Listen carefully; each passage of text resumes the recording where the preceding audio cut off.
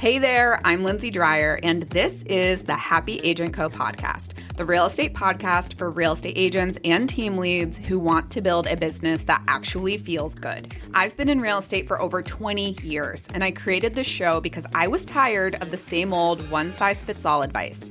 Each week, I share my tips and strategies along with guest interviews that feature agents who are building a life and business they love. If you're done following outdated advice that does not fit your life and you're ready for a smarter, more human way to grow your real estate business, you're in the right place. Quick pause. I have something really special for you. On Thursday, November 20th from 1 to 3 p.m. Eastern, I am hosting Aligned AF, a workshop that is going to help you get organized, your business, and your life for 2026. This is a 2-hour guided workshop where we will look at what worked in 2025 and design a life and business you actually want in 2026. We will get aligned on what your business goals are along with your personal goals. We will dream bigger and also get practical on how we are going to make things happen. Think of it as your intentional kickoff to the new year that's done before the holiday crazy hits. Seats are limited. This is an intimate 15-person session, so grab yours now at happyagent.link/2026. Again, that's happyagent.link/2026, and link is also in the show notes. I cannot wait to plan with you. Hey there, I am Lindsay Dreyer, coach, real estate brokerage owner, and mom of 3, and I am so happy you are here. If you do not follow me on Instagram or Facebook, please find me, Lindsay Dreyer, on Facebook and Lindsay.Dreyer on Instagram. Today, we are talking about something that I feel like affects so many real estate agents in the business, which is being part-time and how do you grow your business into full-time. You do not need 40 hours a week to build momentum in your real estate business, but you do need a plan. You need a clear North Star. And if you didn't listen to that episode, go back a few. It's a good one. And a strategy that fits your life right now. So I personally didn't start part-time, but I have coached agents who have, and I've seen firsthand what's possible when you stop waiting for more time and just start working with what you've got. In this episode, we're going to dive into time management, strategic lead generation, how to know when to delegate, and what to do about childcare. And ultimately, how to know when it's finally time to go all in on real estate, quit your day job, and go full time. Let's dive into some keys to success. The first is we need to own the season that you're in. And that can be really hard, especially for those type A perfectionists out there, because you want to be doing more and it is hard for you to not be going just balls to the wall because that is just your state. You just love to go all in. So I know this seems counterintuitive, but you can reframe your part-time identity as a strength, not a weakness. This is actually great that you are working the hours that you have and not the ones that you wish you had, and that is enough. So comparison will kill your momentum. So you need to focus, stay in your lane, and you are not behind, but you are in building mode. So be real with yourself. You don't have to beat yourself up, but you are just working with what you have, and that has to be enough. I find that this mindset of I should be doing more, I should.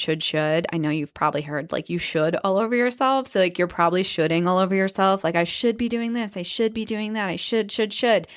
But a lot of times you're shoulding yourself against full-time agents or against people who have staff or against people who've outsourced or against people who honestly are just lying on social media.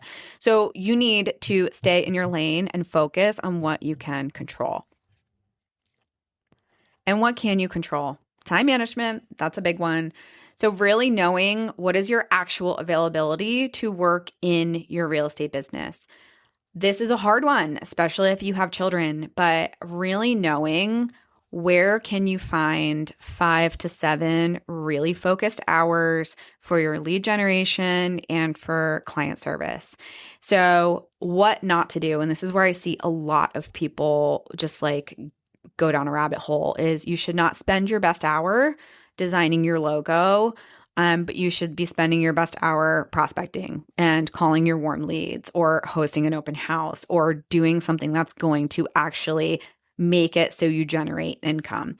That's the key, is that you need to generate income. Like, focus on the things that are going to make you money, because that is the flip that needs to happen. Is you need to find what works for you to generate money, because that is going to allow you to make the switch from full-time in your other job to full-time in real estate.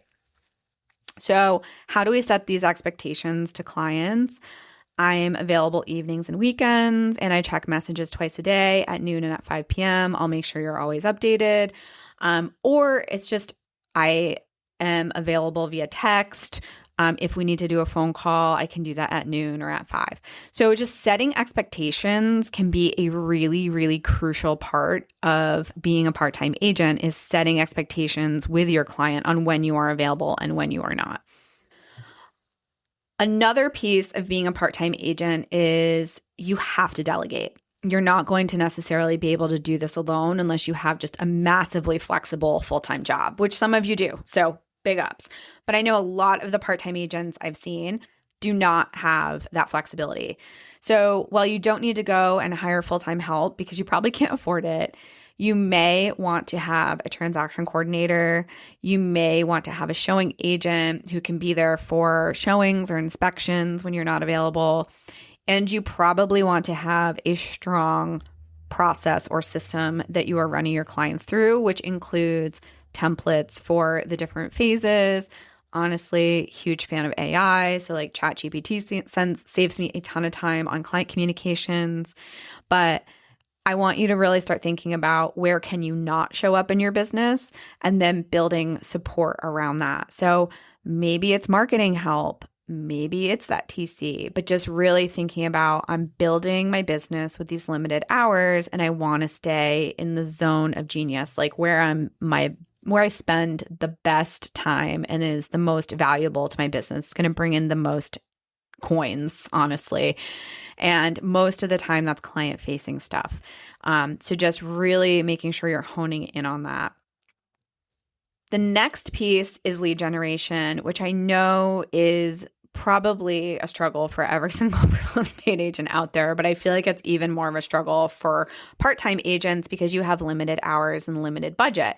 So really focusing on sphere marketing, low cost, high return activities that are sustainable. And I believe that life integrated activities are the best ones, because you can go about your full-time job, you can go about being a mom, a dog mom, whatever bucket you're in, but you're basically integrating your real estate into those life activities. So you could sphere market at the PTA, it could be at a mom group, it could be on the weekends, it could be at your kids' sporting events.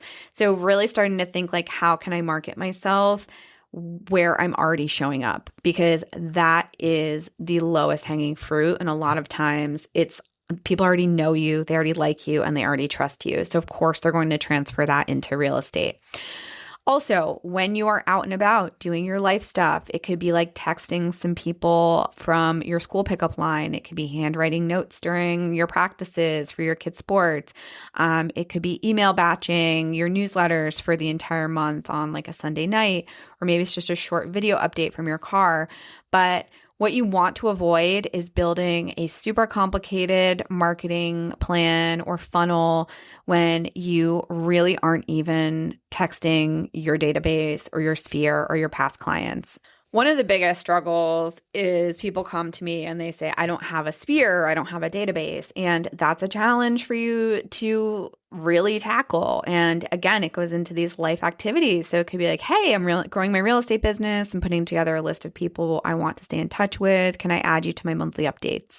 And then get your monthly updates out. So really just getting out there any way you can in ways that are low cost, high return, and sustainable. Those are the keys when you are part-time, because you don't have the budget, you don't necessarily have the time, and you need to do things that are consistent or easy to do on a regular basis. This whole episode would be incomplete if we did not talk about the childcare conversation. You cannot build a business without support if you have children, period. Real estate is not magically flexible, and it really only works if you have a real childcare plan. And this obviously depends on how old your children are. Mine are 4, 7, and 10. So I have been through it. I understand the baby years, and budgeting for childcare was so important for me to keep my real estate business running. And I've seen a lot of moms just not give themselves enough support when it comes to childcare.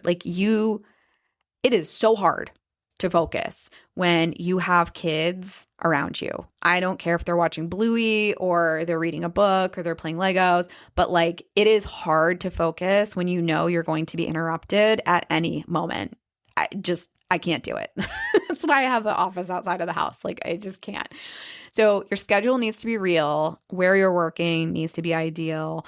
And you just have to be realistic with yourself. So what can you budget for childcare as an expense? Who can you ask for help unapologetically? We need our village in this instance. And then also just consider creative solutions. Maybe there's another real estate agent who has kids that you guys could do a kid swap, babysit each other's kids, take turns. Could be shared babysitters with other moms in your office.